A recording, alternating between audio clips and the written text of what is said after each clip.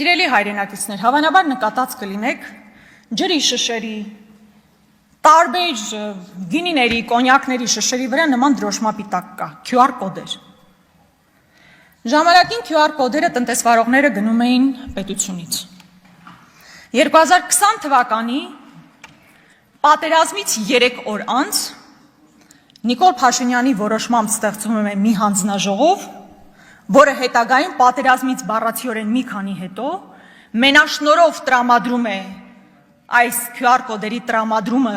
տալիս է մի կազմակերպության, որն ուղղակի միլիարդների եկամուտ է ապահովում իր համար։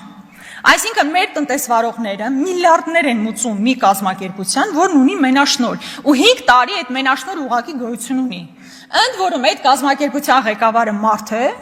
ով ժամանակին ընդ որում այդ մրցույթը անցկացնելու մրցույթ չի, մենաշնորհով տրամադրելու ընթացքում եղել է պետական եկամուտների կոմիտեի ղեկավարի տեղակալ։ Այսինքն լինելով բարձրաստիճան պաշտոնյա, մենաշնորհը տվել է մի կազմակերպության եւ հետո գնացել ղեկավարել այդ կազմակերպությունը։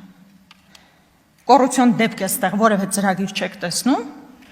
Ընդ որում տնտեսվարողները 2 անգամ ստիպված են ավելի շատ վճարել այս QR կոդերի համար, քան վճարել են մինչև 2020 թվականը։